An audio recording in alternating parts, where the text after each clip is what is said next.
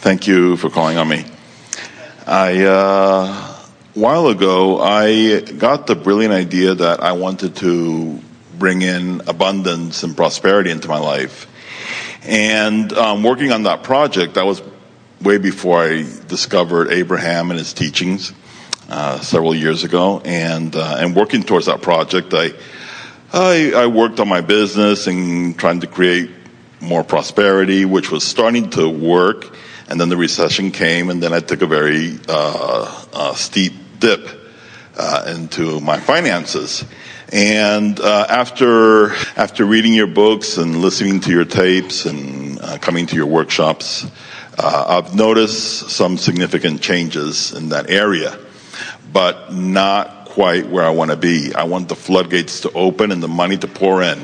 So, well, you're doing what a lot of people are doing. You're letting the way you feel about your finances be dictated to you, or at least influenced by what you're observing. In other words, as you were telling us this logical sequence of events, it's clear and everybody understands why, but you're responding to the conditions, and the answer to get to where you want to be is that you have to have a vibrational response to something other than conditions that aren't pleasing you. In other words, you can't let the conditions that aren't up to speed with what you want be the reason that you're offering the vibration that you're offering, because that just perpetuates more of the same. Do you think that in your improving financial condition that you ever reached the place that you were in pure expectation of things to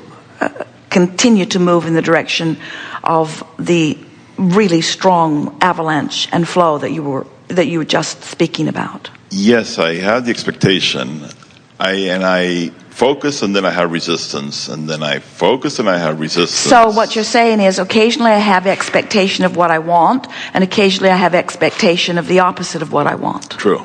So, and can you see how expectation of what you want and expectation of what you don't want, expectation of what you want, expectation of what you don't want, just keeps anything from really changing? So you have to find a way to really clean up that expectation. And that is done by? That is done by never again telling the story of the recession. That helps for a start. Because, and we understand why you would want to tell that story, because it looked like things were going well, and then it looked like things weren't going well, and so the explanation of the turn from the going well to the not going well is the recession, or the slowdown. But whether it's true or not, Esther would say, but it's true. And we say, whether it's true or not, it's the keeping of the resistant vibration active. So what we're trying to poke around until we stir up so that you and others can feel it is, you have to reach the place where you acknowledge that the key to creation is conjuring a vibration apart from reality. Because the reality is things have slowed down. So if reality dominates, not just dictates, but dominates, not just really dominates, just most, even if it's a 51-49 expectation, is still messing with what's going on. In other words, when you say, I want it, but I want it, but I want it, but I want it, but I want it, but I want it, but I want it, but I want it, but I want it, but you can get really old and tired before anything shifts, because you just keep not allowing it to break loose. So you have to find a way to clear the path, clear the path vibrationally, which means you have, and we're going to keep saying these words until they break loose in you in a way that you feel it. Conjure expectation apart from reality. Conjure meaning stimulate and exercise and practice until it's dominant, apart from reality. Well, theoretically, that sounds pretty good, doesn't it?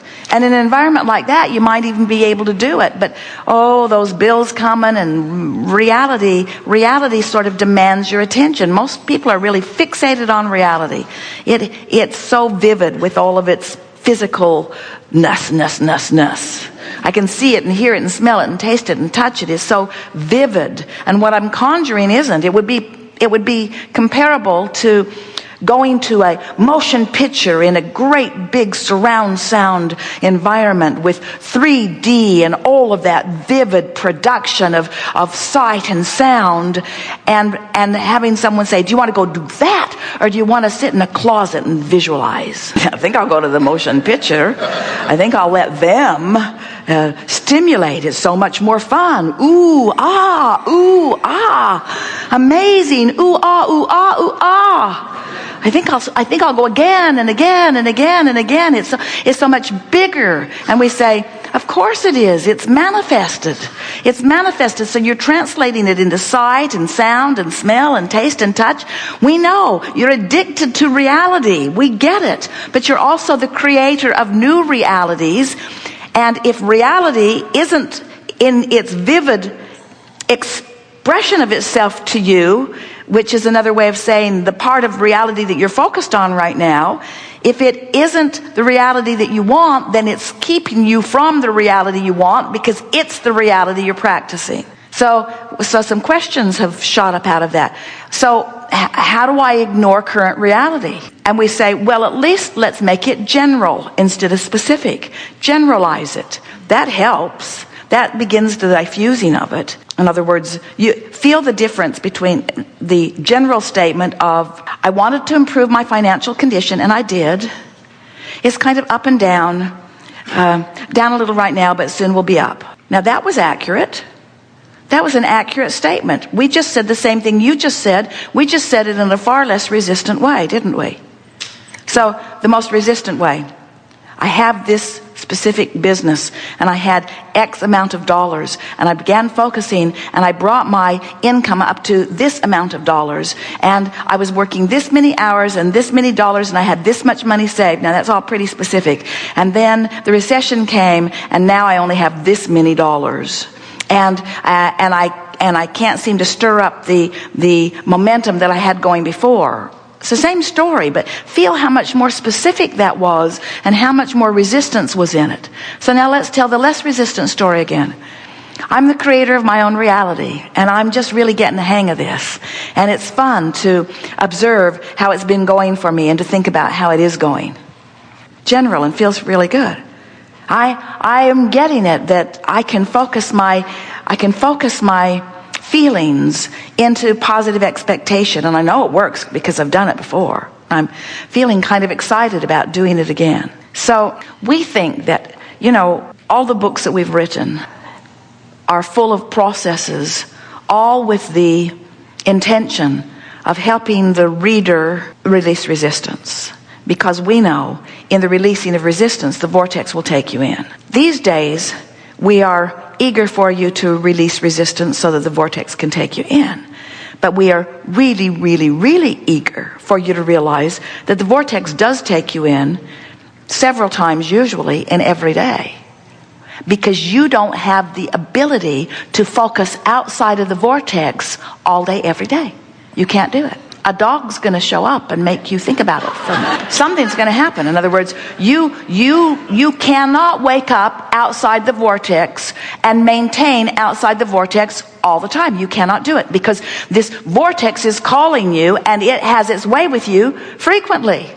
But you are so practiced in your facing of reality that you don't ever stay in there very long until you're aware of it and doing it on purpose. Because the reality of life, and as our friend helped us to point out about even Jerry and Esther, there's a tendency to focus on the table that's broken and not all of the other wonderful things that aren't broken.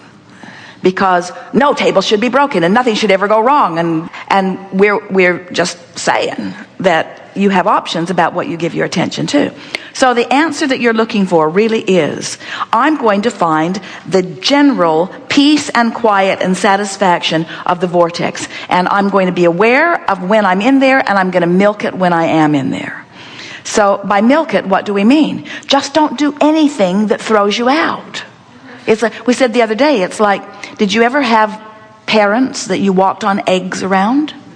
In other words, you knew how far you could go, and you only went that far if you were smart. Well, the vortex is not like a temperamental parent. Well, it sort of is, in the sense that when you get crossways of the current, then you're no longer in the vortex. So you want to get in there by generally feeling good, and then just your work this is the process of all processes. This is the work that is to be done now at the point that you are now understanding.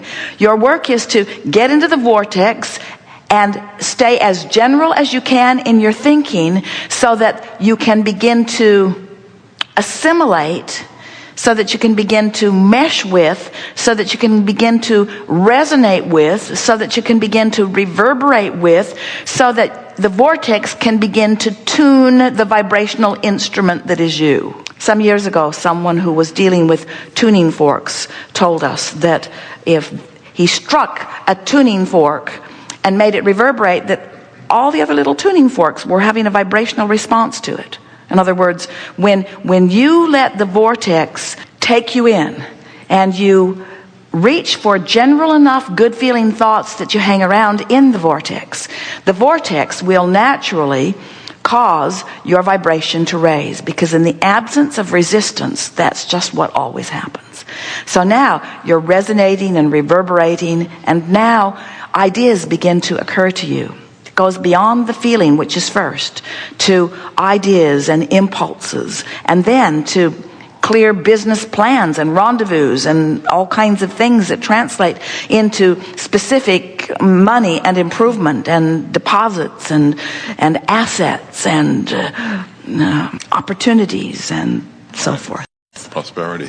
So first you have to accept the prosperity of an emotion. In other words, prosperity, there's a richness in alignment, tapping into the power and the energy that creates worlds. That is abundance. That's abundance. Abundance, prosperity. It's a vibrational thing. So now let's take this a little further.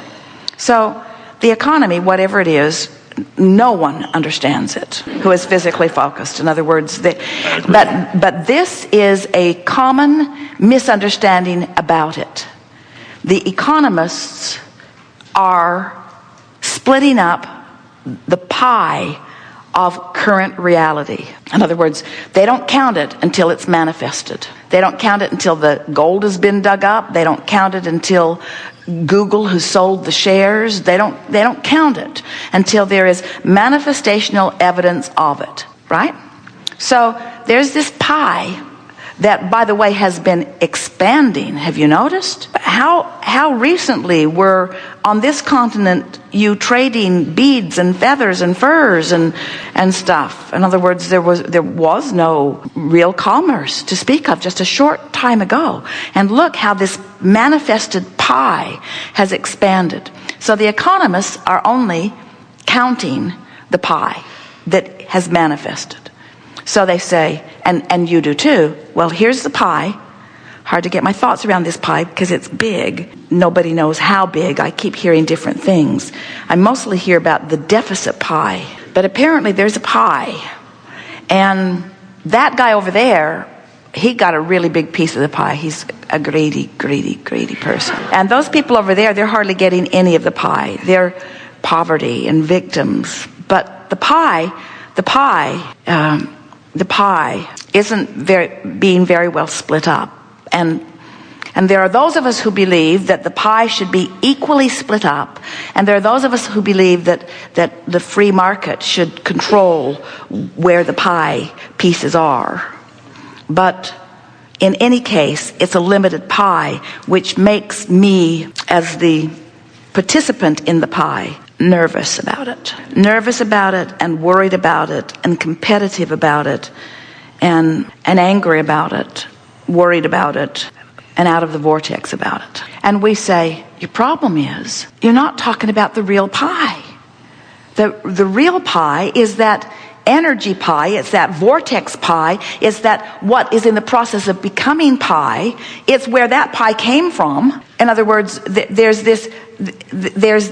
And so if you can find a way of shaking loose of the reality and start staking your claim inside the vortex where the true energy and power and clarity and resilience is, then what is in your bank account is as irrelevant as that big old pie.